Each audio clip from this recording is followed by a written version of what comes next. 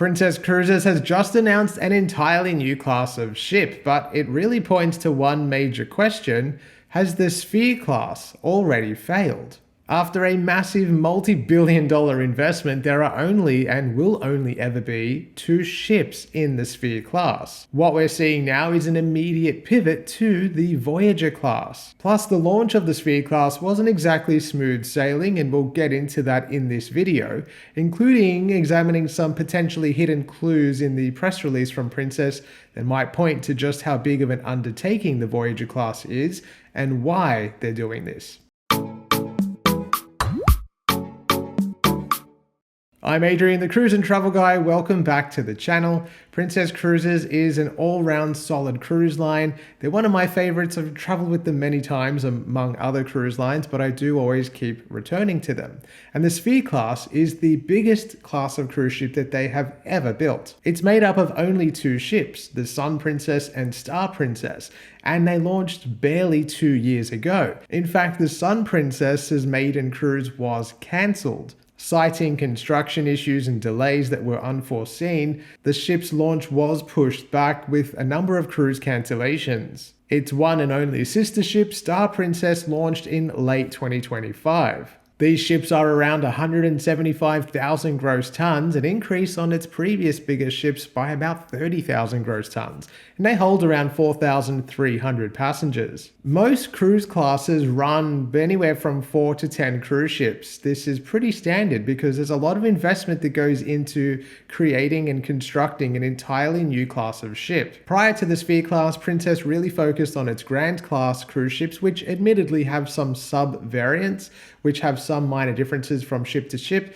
but otherwise also the Royal class. And so Sphere class came after that, and 2 ships seems very, very small for an endeavor and project that would have cost billions. So the questions come around whether this is a strategic shift or if there are design limitations or simply operational feedback that has meant it is far more efficient for the cruise line to completely pivot away from these ships. You just don't spend billions developing a platform to walk away from it. Now, these ships have been around for 2 years, right? So there's plenty of guest feedback and reviews online that people can read, and there are some major criticisms that have been forthcoming from people who have sailed on both Sun and Star Princess. These typically have to do with things like crowding in key venues, the theater space being too small for a ship of the size, and the dome being visually stunning, but again, a very small space, particularly when used for entertainment. The Piazza redesign has created a much more open space that is really light-filled and something that I love,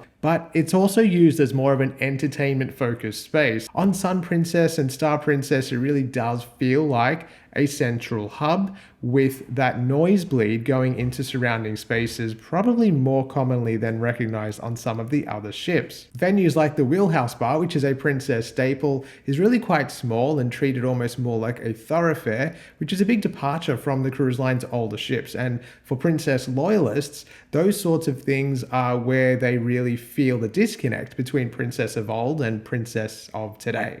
Princess made the ships more vibrant, but maybe at the cost of usability. We also know that there were building and development issues with these ships. Sun Princess, of course, had its delayed maiden cruise. It was pushed back by a number of weeks. And the brand new attraction space that was meant to be Park 19, which was to debut a fly roller coaster type situation and some other attractions, was completely removed from the ship later in life and did not touch at all the Star Princess when she launched. There were also reportedly shipyard challenges to do with the complex curved glass structures. We're talking about curved glass that obviously needs to be able to withstand the ocean and the environment. So the Sphere and the Dome are 2 of those quintessential Sphere class features that allegedly created some build complexity at Fincantieri. This wasn't just a new ship, it was one of the most technically ambitious designs that Princess has ever attempted. But there are definitely parts of the Sphere class ships that I absolutely love, and if you've watched either of my cruise reviews, you'll know that. I think the cabins are incredibly modern, they feel spacious, they have an elevated sense of design, something that Princess's older class of ships simply to me can't match. Sure, it comes at the expense of a walk-in wardrobe, but to me there's much more usable space in the cabin itself, particularly when looking at a standard veranda or balcony cabin. Overall, there's just a bright, open, airy design that really allows the cruiser to enjoy the views of cruising.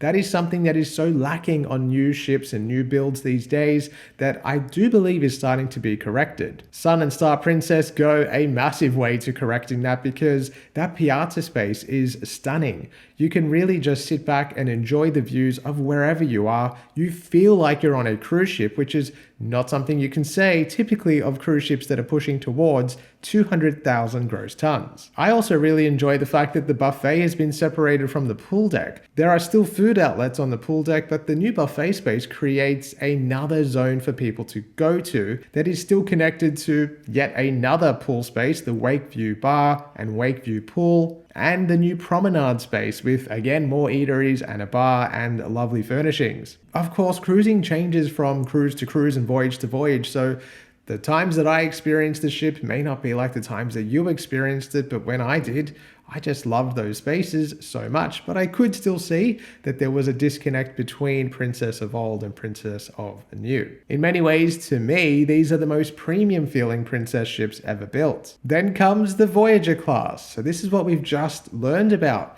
An entirely brand new class of ship with 3 ships already on order, but launch dates are pushing well into the future. The first is set to launch in 2035, followed by another in 2038, and then finally 2039. Details at this stage remain scant, of course, but there are some things that we're going to dive into. We do know that there are going to be 183,000 gross tons, so bigger than the Sphere class, with a passenger capacity of about 4,700 at dual occupancy versus the Sphere's 4,300. Princess Cruises President Gus Antorcha has acknowledged that guest feedback has formed an important backbone in the development of the Voyager class ships and asserts that they will suit loyal Princess cruisers while attracting the next generation of cruiser.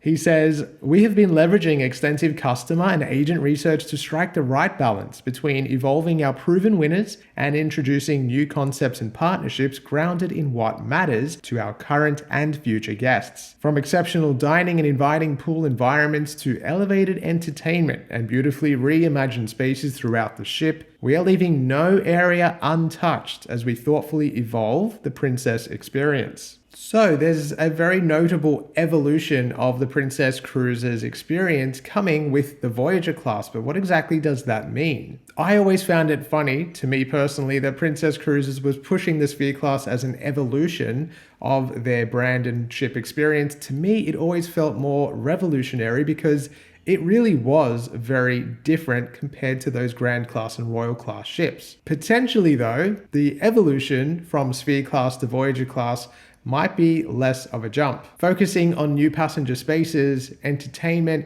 and partnerships being a key word there. Princess really does love its partnerships with celebrities of food and movie fame background for drinks and all sorts of things. They have really pioneered that space, I would say, more than any other cruise line. Leaving no area untouched and listening to customer feedback are 2 pretty big key components of what the president of Princess Cruises has said. The question that I'm leaning towards is this less of an evolution and more of a correction. Princess Cruises' own press release says that this new class of ship will be built on an entirely new platform. So did the Sphere class actually fail? With only 2 ships built, it might point to a failure, but perhaps instead it points to a very expensive lesson. Those build challenges and operational feedback have no doubt contributed to this immediate shift in design direction. If it results in something with better passenger flow and optimized venue sizes, and I assume potentially lower build complexity, then that is obviously a win for Princess Cruises and parent Carnival Corporation. It will be very interesting to see what Princess debuts with the Voyager class. Let's see how far they go. When the Sphere class came out or was first announced, they were very boisterous with their announcements of new spaces and venues, and we did then see a kind of pullback in that area. So it'd be very, very, very interesting to see what they do with that. If you've sailed on the Sphere class ships, let me know what you thought about those experiences. Based on that, would there be any changes that you would like to see come through in the Voyager class? And if you're a Princess cruiser of long standing, or if you've just done your first one, what is it that you would like to see carry through from your Princess playbook into the new ships? And are there any things that you would like to see new or improved? Because this next class might just tell us whether the Sphere class was a failure or an experiment. But I suspect that we won't know for a number of years, particularly since that first ship isn't launching until 2035. Still, I hope you enjoyed the video. Let me know what you think. As always, you can book your next cruise or holiday on my website, thecruiseandtravelguy.com.au, and give me a follow on Facebook and Instagram to stay up to date with my travels as they happen. Check out my other videos. I have plenty on the channel.